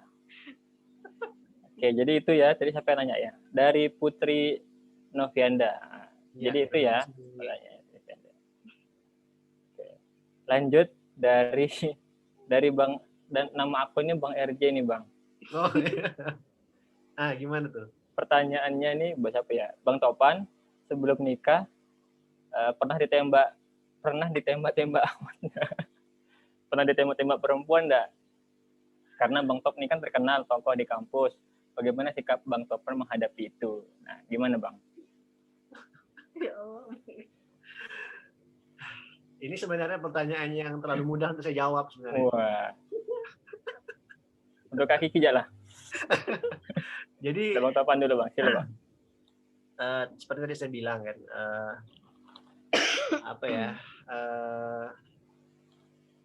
kalau ditembak sih sebenarnya saya hitung ya, ini saya hitung. Ada Itu aja. berapa ya? Ada 5 kali 5 atau 6 lah. Tolong Kak Kiki jangan pegang pisau Kak ya. Hati-hati Kak, hati-hati. 5 atau 6. 5 atau 6 belum yang yang ingin berproses begitu. Wah, Jadi 5-6 itu ya ada yang langsung, ada yang banyak lah, ada yang lika-liku. Tapi 5-6 itu memang fase di periode saya memang belum mau nikah sih sebenarnya kan. Jadi ya tidak digubris lah, tidak ditanggapi dan segala macam. Terus kemudian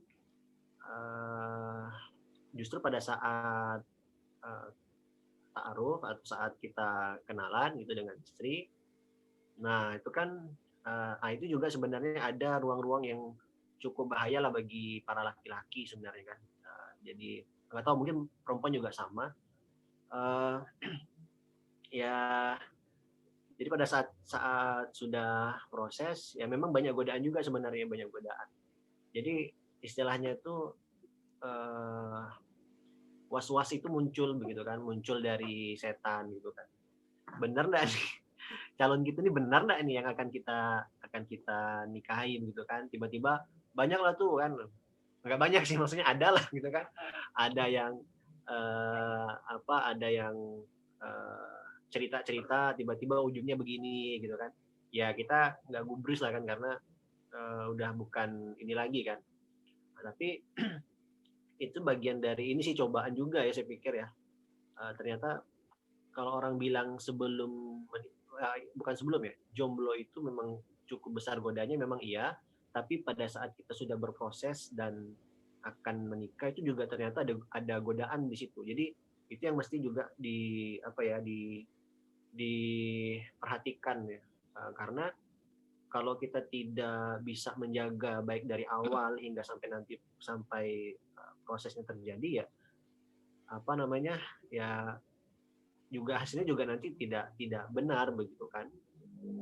Karena tadi saya bilang saya waktu akan menikah itu tadi tiba-tiba ada yang dari jauh, entah dari mana, tiba-tiba ngechat lah, tiba-tiba inilah kan, ada yang nawarkan lah, ada yang inilah. Jadi kayak ada godaan itu sih. Nah, tapi yang jelas kalau yang nembak tuh ya tadi lah ada 5-6 pada saat di tahun 2000 berapa ya, 2016, 15, 16, 17 lah, pada saat memang jadi ketua. Tapi ya waktu sebelum-sebelumnya juga waktu masih di kampus, waktu mahasiswanya ada sih beberapa, saya juga lupa ada berapa, tapi intinya ada, cuman ya enggak digubris lah, ya yakin aja lah pokoknya, nggak kita respon aja sih gitu. Alhamdulillah kan hasilnya ya beginilah kan. inilah. maksudnya itu tidak kita ya kan, sebenarnya saya juga orang yang tidak mau mengecewakan orang begitu. Jadi kalau ada yang kayak gitu saya bilang ya udah cari yang lain aja. Saya nggak bilang jangan dekat-dekat gitu kan, cari yang lain aja begitu kan. Atau ya pokoknya kita ngeles aja lah kan. Saya belum siap nikah, saya belum ini, saya belum itu begitu kan. Ya karena saya juga walaupun mungkin dalam sudut pandang Islam begitu ya, ada perempuan atau ada laki-laki yang berhajat pada seorang wanita dan dia mengungkapkan perasaannya, ya kalau memang jalurnya benar sih ya tidak masalah sih ya, maksudnya lewat perantara dan segala macam. Dan perantara pun saya juga tidak mempermasalahkannya kalau perantaranya itu guru ngajinya atau misalnya orang tuanya, pamannya, sepupu dan segala keluarganya begitu kan. Nah, tapi kalau yang strict berpoin itu saya anggap walaupun saya agak lupa, tapi seingat saya ada beberapa juga yang menggunakan cara ini tapi kemudian sukses lanjut ke pernikahan. Ya mungkin mereka punya pendapat yang tadi begitu, karena lebih baik kita mengungkapkan, terus ada fasilitas ya, fasilitator maksudnya itu ya silakan saja begitu kan. Tapi kalau yang to the point, saya sebenarnya agak memberikan ini aja sih ya, apa ya istilahnya, underline lah kira-kira begitu, atau dihitamkan kok kayak begini cara-caranya begitu kan. Padahal dia mungkin bisa lewat siapa, ada juga pernah lewat temannya begitu kan. Walaupun mungkin itu bisa dibenarkan ya, teman sebaya begitu, teman sebaya misalnya teman istri tadi kan, teman sebaya merekomendasikan begitu. Walaupun ada juga beberapa kisah seperti itu ya, kisah para sahabat, tapi kan mereka itu dihadiri oleh mahramnya begitu kan, ada orang tua, ada keluarga dan segala macam. Nah, saya tuh sering memberikan tadi tuh garis bawahi, kayaknya kayak gini nih terlalu bahaya. Atau sebaliknya juga bisa jadi pada perempuan atau akhwat ya. Ada laki-laki yang to the point, nah itu di ini aja diberikan garis hitam. Blacklist. Blacklist enggak garis hitam aja kan. Yeah. Wah, bahaya juga manuvernya. Nah, itu sih kok dari saya gitu. Oke. Ini pertanyaan selanjutnya ini kurang lebih mirip-mirip nih Bang. Mungkin bisa ditambahkan atau di skip nih Bang kalau mau Bang. Pertanyaan dari Muhammad Al-Iqbal. Bang Topan, kawannya Rianto ada nitip pertanyaan. Oh, jadi ini kawannya Iqbal nih Bang yang nitip pertanyaan. Namanya Rianto. Kisah Abang waktu jadi aktivis mahasiswa ini mirip-mirip dengan Reno. Oh, Reno sekarang namanya. Keren, terkenal di kalangan mahasiswa dan lain-lain. Gimana Bang nanggapin saat banyak lawan jenis yang chat-chat Abang? Ada tambahan nggak Bang? Ada tambahan lagi gitu Bang? Kalau karena jadi ini ya, pernah jadi ketua lembaga gitu ya. Kalau chat sih sebenarnya ya kita positive thinking aja sih sebenarnya kan. Maksudnya begini, kan tidak dapat dielakkan ada kebutuhan misalnya komunikasi dan segala macam. Baik itu sifatnya administratif ataupun apapun itu gitu kan. Dulu saya mazhabnya, saya dulu mazhabnya itu mazhab anti pesan malam-malam gitu ya. Oh ya. Dulu waktu 2011, 2010, 2011 lah kan. Karena dulu memang kan kita nggak ada WA kan, dulu kita tuh SMS kan. Saking jadulnya pakai SMS kan. Tapi ya tadi ketika di era kecepatan informasi dan segala macam, ada yang chat soal surat, ya soal administrasi, soal soal organisasi, soal ya banyak lah begitu ya, kita tanggapi lah begitu kan. Karena kita juga menyadari begitu bahwa yang terpenting adalah tidak membuka jebakan Batman atau tidak memberikan peluang itu begitu kan, yaitu the point, apa yang mau dibicarakan, apa yang ingin disampaikan. Sehingga ya saya juga sadar sih misalnya di teman-teman itu kan komunikasi lintas yang mungkin berkaitan dengan kelembagaan tuh menjadi satu hal yang penting. Cuman sama tadi mungkin kan udah dibahas pekan lalu kan tentang modus-modus yang awalnya chat tapi ujungnya tuh kepencet kepencet hal-hal yang notabene saya pikir tidak sesuai dengan koridor yang ingin dimaksudkan. Nah, itu sih kalau bagi saya ya. Jadi ya kalau kita dapat kesempatan untuk bisa dikenal itu kan sebenarnya suatu hal yang patut kita syukuri. Nah, tapi jangan digunakan itu sebagai kesempatan untuk kita modus tadi kan. Ya. Modus yang positif tuh boleh ya, modal usaha yang benar begitu kan. Ya itu boleh, tapi kalau modusnya untuk modal kardus, Bang. TP tebar pesona. Nah, ini yang saya juga tidak sepakat lah menjadikan itu sebagai kesempatan untuk TP. Iya. Saya pikir itu sih. Oke. Lanjut nih untuk Kak Taski, masih bisa Kak? Masih. Sambil iya, nyambil ya. Kak Taskia ini gimana cara nanggepin cowok dari Asih Wilanda, Kak? Gimana cara nanggepin cowok yang modusnya ngajak ta'aruf? tapi malah salah kaidahnya, malah seolah-olah seperti pacaran. Terima kasih Kak. Nah, gimana Kak? Nah, jadi sebelum kakak tuh ta'aruf sama Bang Topan, pernah ta'aruf sebelumnya. Tapi ya seperti itu.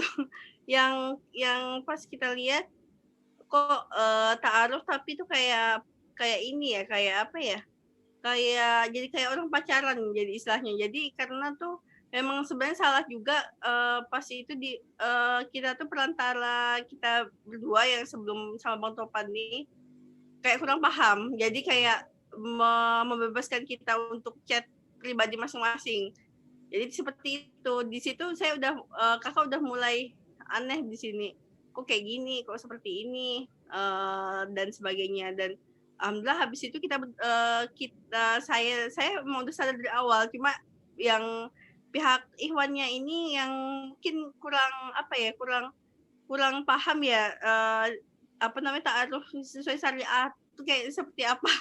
Jadi di situ dari awal mulanya tuh dari pas saya ada bilang ini kayaknya ada yang salah dan sebagainya. Nah di situ mulai jadinya kita berhentikan prosesnya karena ta'arufnya udah melenceng dan alhamdulillah akhirnya saya juga kakak tidak jadi sama yang si Iwan ini.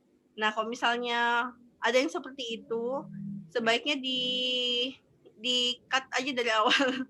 Karena memang sebenarnya kalau udah dari awal prosesnya seperti itu biasanya takutnya setelah nikah gimana ya, kalau misalnya kita nikah dari dari cara yang tidak Allah sukai, yang seperti misalnya pacaran dan sebagainya, lalu misalnya ta'aruf tapi kayak orang pacaran, pokoknya yang Allah tidak suka lah.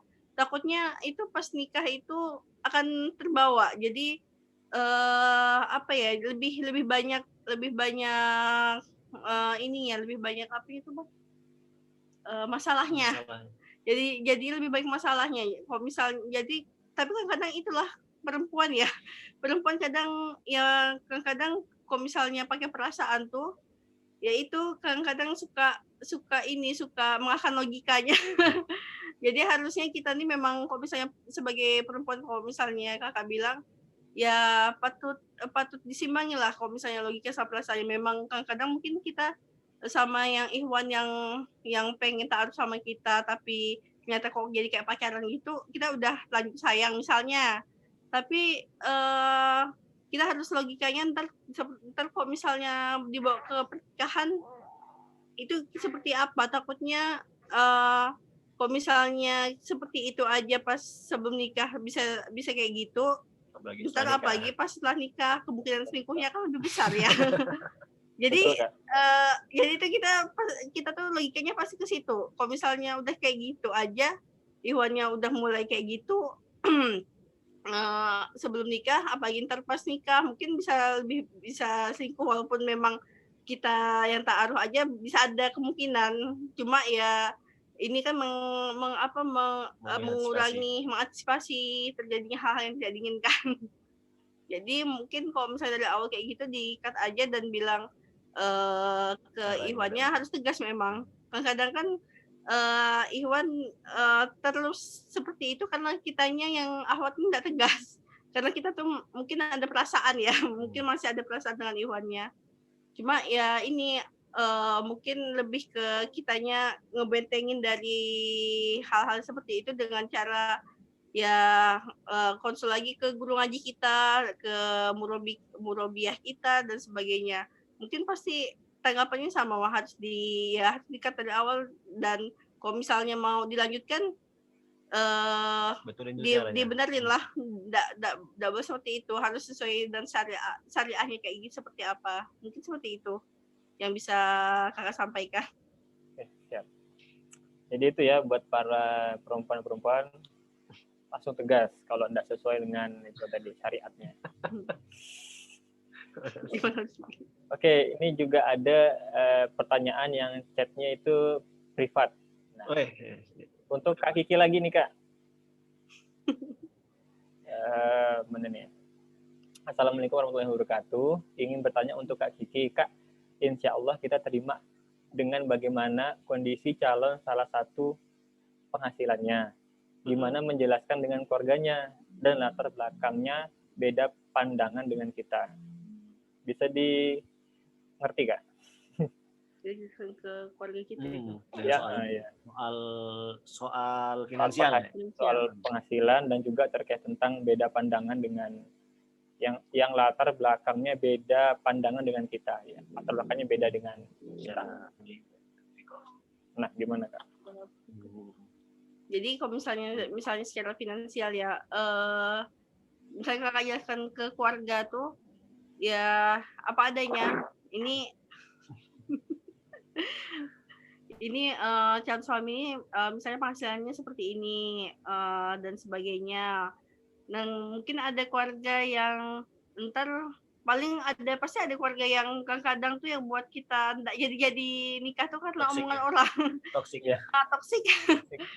Ini ntar mau dikasih makan apa kalau misalnya penghasilan cuma segitu, misalnya kayak seperti itu ya. Kita bilang lah yang masalah ya, kalau misalnya orang yang lebih tua mungkin ya insya Allah kalau misalnya pas nikah ya kan rezekinya bertambah dan sebagainya. Apalagi itu misalnya cuma keluarga besar yang tidak terlalu penting ya, maksudnya bukan keluarga inti, misalnya kayak om tante, kadang-kadang kan ya seperti itulah yang biasanya itu yang buat kita agak susah begitu prosesnya. Ngecun. Maksudnya dia tiba-tiba membuat kita jadi, kalau bahasnya itu cun kan, takut. Cun. Itu Ya, ngedrop segala macam. Jadi kalau misalnya keluarga inti, kalau misalnya ke orang tua sendiri, nah itu kita jelaskan kalau misalnya nih Ikhwannya ini baik secara agama, dia ada pekerjaan walaupun penghasilannya segini, tapi dia bisa komitmen, insya Allah bisa komitmen menyanggupi komitmen untuk menyanggupi inilah menafkahi istri dan anak-anaknya nanti dan sebagainya. Tapi memang itu sih sebenarnya kalau misalnya mau seperti itu ke keluarga, dari awal sebelum kita ta'aruf, dari mungkin sampai beberapa bulan sebelum kita mau ta'aruf atau baru setahun 2 tahun tuh memang dikasih pemahaman terus kalau misalnya kita mau nikah dengan cara ta'aruf gini ke keluarga, misalnya ke orang tua, lebih ke orang tua istilahnya. Lalu habis itu ntar kalau misalnya dan kita ini pengen calon suami kita ya yang pentingnya tuh agamanya, nggak peduli kalau misalnya dia tuh penghasilannya segini, atau misalnya tuh kalau ada akhwat yang nggak apa-apa kalau misalnya calon suaminya belum punya pekerjaan. Nah itu harus dibilang sama orang tua, ya dikomunikasikan, karena memang kalau misalnya kita tiba-tiba ta'aruf lalu habis itu calon Ikhwannya ini kayaknya kurang berkenan di hati orang tua kita, ntar kitanya yang repot sendiri jadinya. Jadi nggak yang jalan. Ada memang soalnya ada beberapa yang kakak dengar nih dari binaan kakak atau teman-teman yang mau nikah itu terkendala karena orang tuanya tuh nggak mau kalau misalnya anaknya tuh kayaknya akan hidup susah gitu. Padahal karena itu ternyata belum dikomunikasikan dari jauh-jauh hari ke orang tua. Harusnya kalau misalnya mau nikah dengan cara ta'aruf memang, dan orang tua tuh dulu nikahnya dengan cara pacaran, misalnya mereka tuh nikah pacaran, kita kan maunya ta'aruf kan, itu lebih susah lagi, memang harus komunikasikannya ya seperti itu, kita mau nikahnya seperti ini dan ini dan itu butuh waktu lama. Prosesnya panjang lah ya, karena memang kalau mendakwahi orang tua itu mau kayak gimana pun memang sangat susah ya. Ya orang tua kita sendiri yang bisa membesarkan kita dari kecil, jadi kan kadang anak-anaknya mau ini biasanya memang lebih susah. Jadi kalau misalnya seperti itu ya komunikasinya lebih lama lagi, jangan tiba-tiba ujuk-ujuk pas ta'aruf ternyata calonnya seperti ini, nggak berkenan di hati. Misalnya ayahnya lah, kan biasanya ayah lebih protektif terhadap anak perempuan. Nah, nggak suka sama calon anak perempuannya. Nah, itu jadi masalah, ujung-ujungnya anak perempuannya nggak nikah. Nah, lalu habis itu gimana?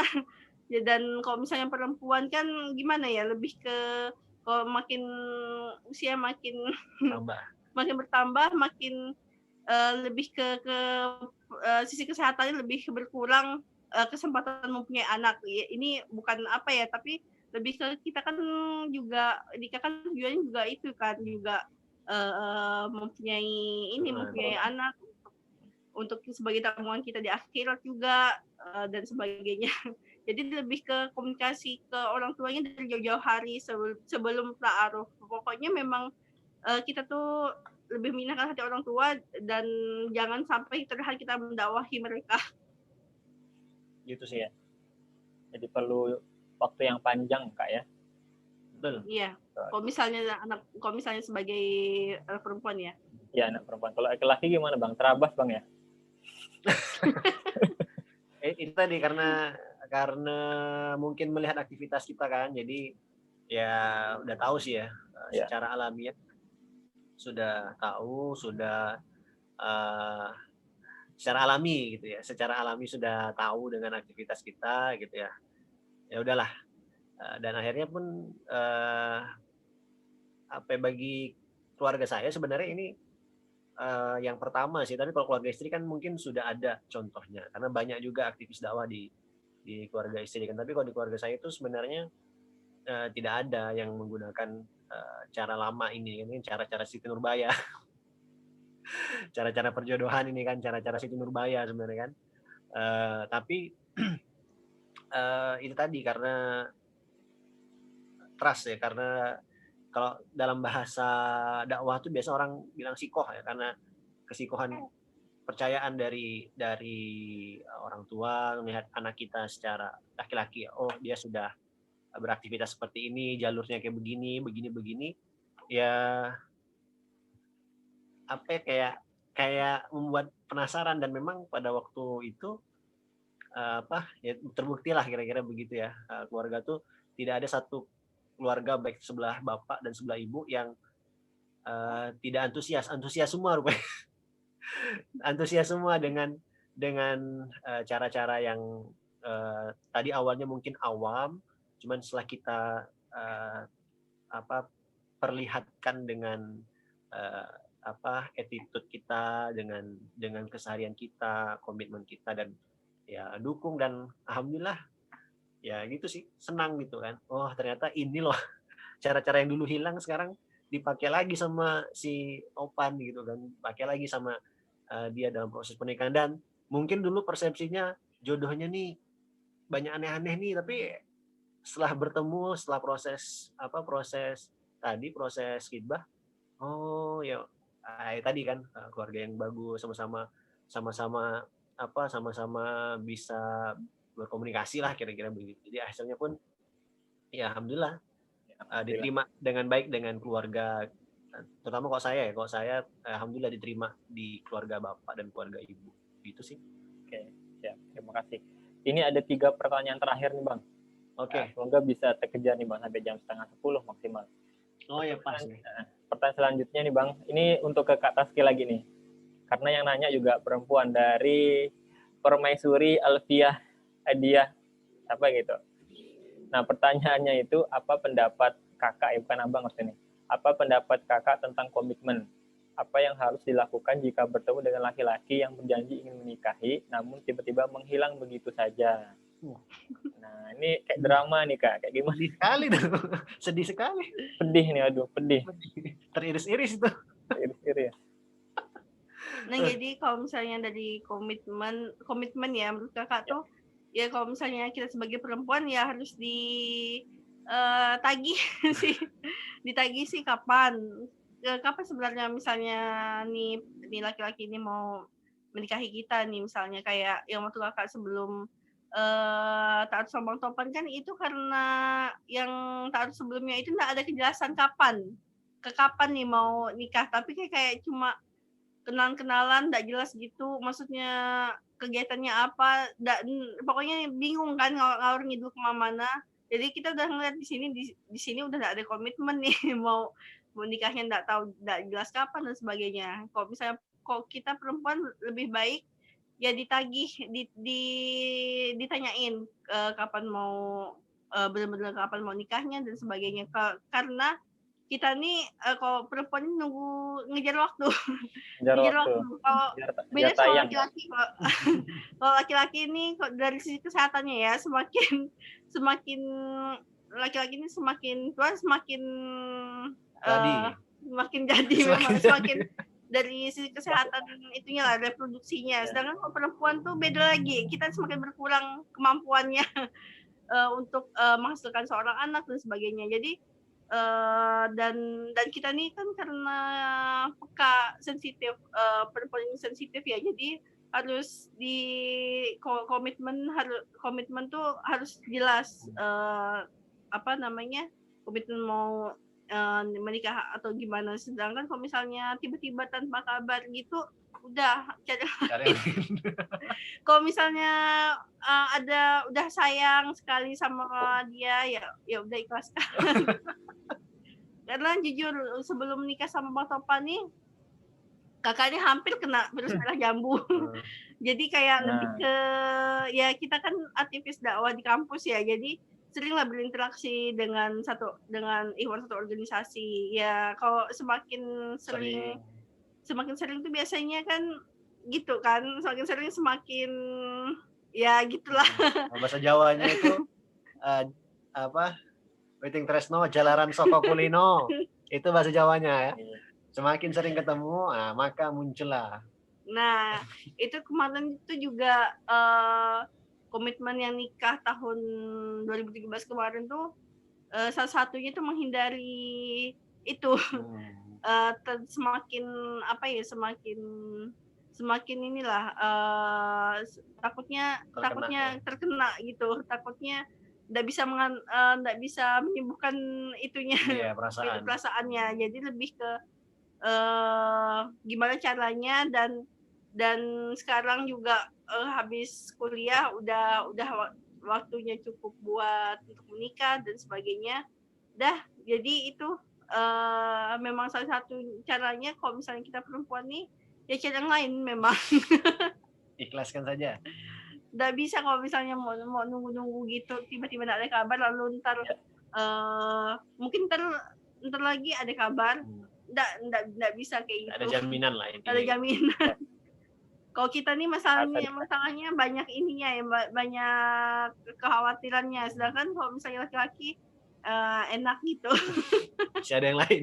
Ada yang lain ya. Oke. Jadi intinya hilang 1 tumbuh 1000. Nah. Enggak juga sih. Enggak juga sih, Bang. Tinggalkan aja.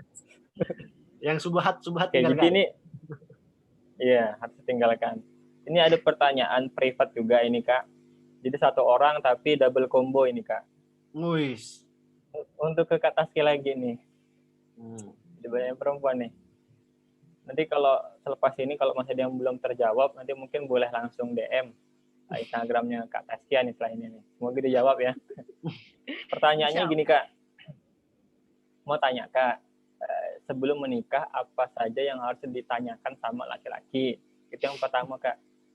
Terus yang kedua, tentang masalah keuangan untuk kedepannya. Tadi kan sebenarnya sudah dijawab ya. Mungkin sedikit lah, Kak, terkait tentang masalah keuangan untuk kedepannya. Jadi yang kemarin pas... Terus terakhir nih, Kak. Terakhir. Ada lagi nih, Kak. Bagaimana caranya mengatasi takut untuk menikah? Nah, fobia untuk menikah, cara mengatasinya gimana? Nah, mungkin secara singkat, Kak ya. Oh iya. Jadi pas yang pertanyaan yang ditanyakan ke calon laki-laki. Laki-laki waktu nikah tuh memang kemarin berat ya bahasan taruh kita ya, Bang.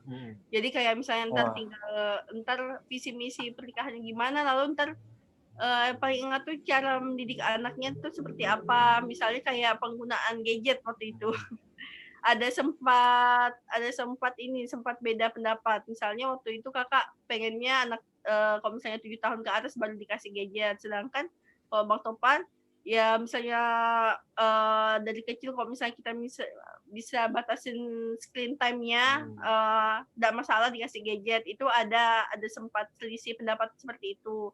Dan dan ditanyakan ntar kita tinggalnya gimana, ntar waktu itu juga ditanya apa ya, oh iya pokoknya tinggal di mana, lalu cara mendidik anak, lalu tentang yang gadget itu, dan sama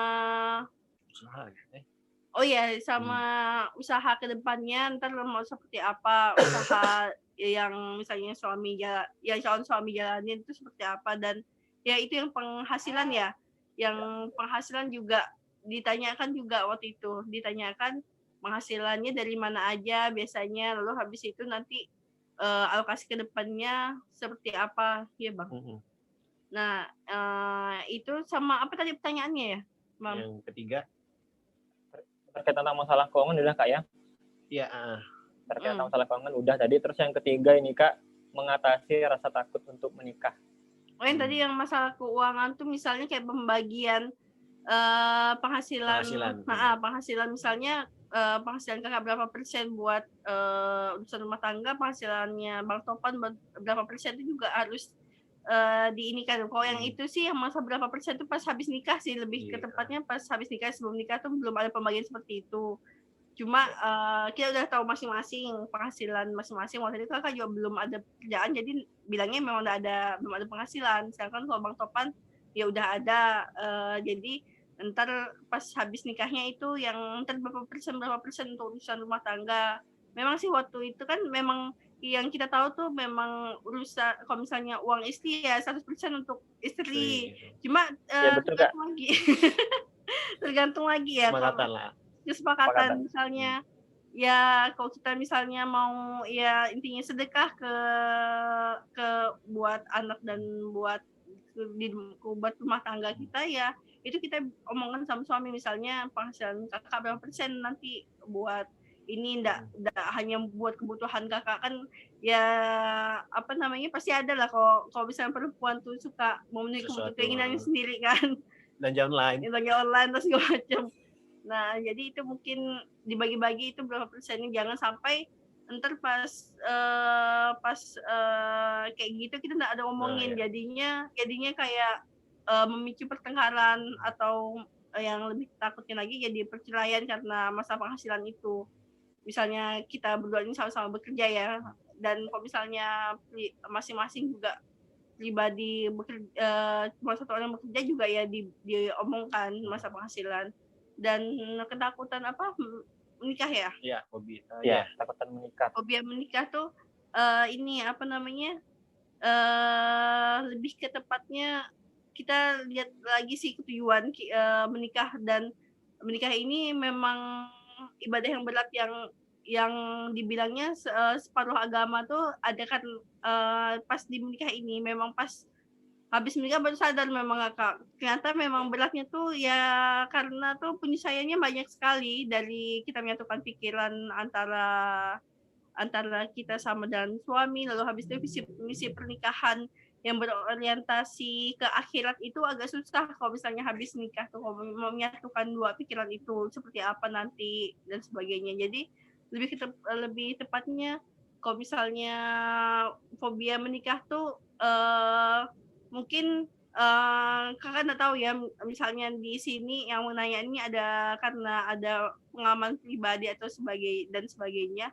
Kayaknya lebih tepatnya kalau misalnya lebih enaknya memang kalau ada pengalaman pribadi yang menyebabkan dia fobia menikah, lebih ke konsul lagi ke ahlinya gitu, ke psikolog atau ke psikiater. Soalnya kan kita nggak tahu nih ini kenapa fobianya nih, kenapa, karena apa, dan sebagainya. Jadi karena kecewa, karena ada pengalaman luka masa lalu lah. Kalau kata coklat tuh luka lama. Iya. Jadi itu ya jawabannya dari teman-teman. Ya itu. Ya kalau kata Ustadz Luqmanul Hakim itu, beliau pernah bilang orang itu takut nikah karena kurang ilmu kayak gitu. Maka sebelum nikah banyak-banyaklah ilmunya kayak gitu. Tapi jangan terlalu banyak, eksekusi cepat juga. Betul sih, Yang penting eksekusi. Yang penting eksekusi kayak gitu. Oke, alhamdulillah sudah selesai nih Bang. Ya. Tinggal satu pertanyaan penutup. Oh ya. Pesan nih Bang, dan juga Kak Taski untuk kita yang masih berjuang menuju halal. Gimana Bang?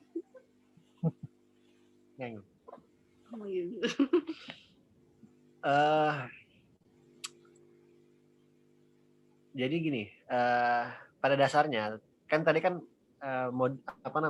tagline-nya itu kan no modus no bucin. Nah kalau saya itu punya tafsir yang berbeda, gitu kan. Nah, ini tafsir jalan lain. Jadi pada dasarnya kita tuh bukan budak cinta ya, tapi memang kita tuh butuh cinta sebenarnya. Cinta dari orang tua, cinta dari dari keluarga dan segala macam, yang kemudian lambat laun pada saat kita usia dewasa dan layak nikah, interpretasi dari cinta itu berubah ya, menjadi cinta antar lawan jenis yang memang dimanifestasikan dalam bentuk pernikahan. Nah, karena tidak dipungkiri di situ juga dalam Quran bahwa zaujah, istri, anak-anak itu memang adalah kenikmatan dunia, begitu ya. Jadi dan itu tidak bisa kita hindarkan, dan cinta terhadap anak, terhadap istri, yang tadi lawan jenis yang menjadi istri itu memang menjadi satu hal kebutuhan. Jadi kita itu pada dasarnya bucin gitu kan, butuh cinta dari orang tua, dari keluarga, yang kemudian pada saat kita layak nanti menikah ya cinta istri, cinta anak dan semacamnya, yang itu menjadi bahan bakar kita untuk menuju akhirat kelak. Jadi kalau dengan kekuatan itu ya harusnya semakin memperkuat kita, menumbuhkan semangat juang yang tinggi begitu, karena itu tuh tadi tuh cara enak untuk dapatkan ridho Allah gitu kan. Nikah itu kan enak, caranya benar begitu kan. Itu yang jelas dapat ridho Allah begitu kan. Terus kemudian punya anak enak juga kan ya, yang namanya dinamika itu pasti ada lah, tapi kita melihat tumbuh kembangnya anak dan segala macam itu sebuah kenikmatan yang memang tidak bisa dinilai. Artinya pada akhirnya juga cinta yang akhirnya melepaskan kita begitu. Kalaupun nanti kita berakhir, hidup kita dicukupkan oleh Allah, tugas kita sudah paripurna, tugas kita sudah selesai, ya mudah-mudahan orang yang kita cintai juga mencintai apa yang telah kita perjuangkan begitu kan. Jadi jadilah anak-anak yang bucin, butuh cinta yang sebenarnya begitu ya, butuh cinta dari Allah, cinta dari Rasul, cinta dari orang tua, keluarga, istri dan anak yang benar, yang mudah-mudahan itu menjadi tadi bahan bakar kita untuk bisa dapatkan jalan menuju keridhaan Allah atau mardotillah. Saya pikir buat teman-teman jangan ada modus-modus yang nggak benar lah ya. Modus tuh boleh, modal usaha yang benar begitu. Jadi kan modusnya itu modus yang benar, modal usahanya benar.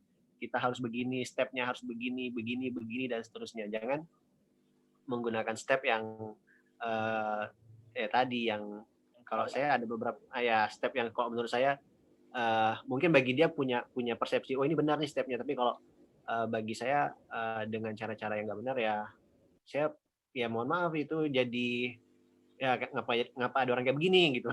Nah, gitu kan. Nah, tapi mudah-mudahan teman-teman yang di sini tidak ada seperti itu, dan kalaupun niat ingin menikahnya sudah ada dari sekarang, jangan ditahan-tahan. Nah, itu jangan ditahan-tahan, segera sampaikan ke jalur yang benar, ke orang tua, kalau misalnya ada guru ngajinya, sampaikan dengan benar, dengan cara yang baik, agar kita juga bisa menjadi representasi lah di tengah-tengah keluarga kita, di tengah hiruk pikuk anak muda yang kebablasan, kita menjadi suluh ya, menjadi cahaya bahwa ada loh anak muda yang berjalan dengan cara yang benar, dengan step yang benar. Kalau saya sih itu sih. Kalau setuju lah, intinya setuju. Atau ada tambah lagi? Setuju ya. Oke. Enggak itu Siap. Berarti kita sudah ya. semuanya. Oh, masih ada lagi. Udah Oh, udah itu semuanya. kayak sukses lah buat teman-teman, walaupun kalau closing lah ya dari kami ya, kami memang masih belajar juga menjadi keluarga yang apa ya, yang sakinah samawa ya, samara, sakinah mawadah warohmah. Kami juga bukan keluarga yang apa ya, sebenarnya tadi kan kalau saya share di media sosial saya sebenarnya, kami ini sebenarnya bukan keluarga yang ya apa ya, motivator begitu atau inspirator. Bahkan ada beberapa cerita-cerita yang sebenarnya lebih menarik menuju pelaminannya kan, tapi yakinlah itu menjadi sebuah cerita kita begitu kan. Jadi kalau saya cerita sama istri lucu-lucu aja ya kayak tadi kan. Nah, dan itu mudah-mudahan apa namanya, bisa diambil pelajarannya yang jelas. Proses yang benar akan menghasilkan menghasilkan hasil yang benar lah, insya Allah berkah prosesnya, mudah-mudahan hasilnya juga berkah. Saya pikir itu sih untuk teman-teman sekalian. Oke, terima kasih banyak buat Bang Topan dan juga dengan Kak Taskia sambil gendong bayinya itu. Ngomong-ngomong Fakih kemana Bang? Udah tidur atau? Fakih diajak Uwannya ke pantasan aman. Nah, sebenarnya kalau ada tadi ada di sini nih. Saya heboh berarti. Heboh. Ya, terima kasih buat Bang Topan dan juga buat Kak Taski beserta dede bayinya tadi sudah menemani malam minggu kita. Jadi tidak gabut lagi. Alhamdulillah. Semoga bisa bermanfaat buat teman-teman sekalian. Dan insya Allah minggu depan, malam minggu depan, insya Allah kita akan lanjut lagi dengan pemateri. Bocorannya langsung jalan ya. Insya Allah dengan Bang Amari Salah minggu depan. Insya Allah semoga bisa bisa tambah ramai lagi, bisa tambah semangat lagi buat ngajak temannya ke grup kita kayak gitu. Baik, terima kasih teman-teman sekalian. Mari kita tutup dengan sama-sama mengucapkan hamdalah. Alhamdulillah. Oke, terima kasih semuanya. Selamat bermalam minggu. Iya. Tapi sebelumnya kita foto-foto dulu ya. Oke. Mungkin teman-teman